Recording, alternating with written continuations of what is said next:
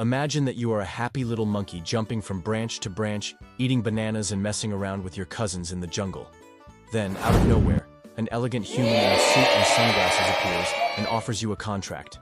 He says that you are perfect to be the new star of a fashion show in Paris. Paris, the city of lights, croissants, and clothes that cost more than your entire forest. You think, why not? After all, what monkey doesn't want to shine? So you sign the contract with a bit of a crooked attitude and embark on this adventure. But let me tell you, being a monkey in a fashion show is the biggest embarrassment you can ever make. First problem, the clothes. Have you ever tried to dress a monkey? It's not easy. I arrive in the dressing room and they put me in a shiny suit with sequins that itch more than fleas on a hot day. The designer, a guy named Jean-Pierre with a fancy accent, keeps shouting "C'est magnifique" as he adjusts the tie around my neck. Tie! I'm a monkey. My neck was made to swing on vines, not to be strangled by a piece of cloth. And the pants? My ass doesn't fit.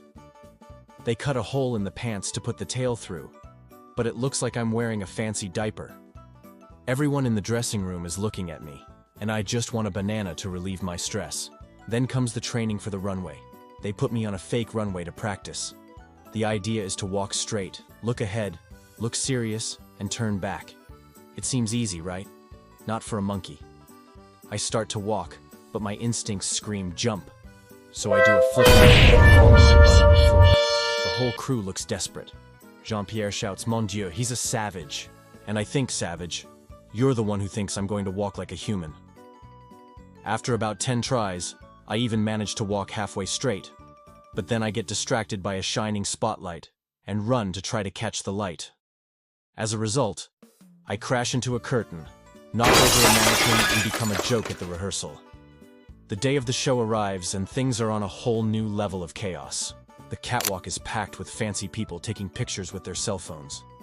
Lights flash, music is loud, and I'm in that ridiculous suit, scratching my entire body. My mission is to walk the runway to show the new fall collection. I start walking, trying to remember my workout. I take 1 step, 2 steps, and look ahead, until I see a woman in the audience with a bag that looks like a giant banana. My monkey brain goes haywire. I forget the show, I forget Jean-Pierre, I forget Paris. All I can think is banana. I jump off the catwalk and straight into the woman's bag. The bag is obviously not a banana, it's just expensive leather. The woman screams, the audience laughs, and I stand there sniffing the bag, looking like I've been fooled. The chaos doesn't stop there. As I try to get back to the catwalk, I trip over a power cable and knock over a spotlight. The thing makes a loud noise, and the music stops. Everyone is looking at me. Jean-Pierre is backstage with his hands on his head, looking like he's going to cry.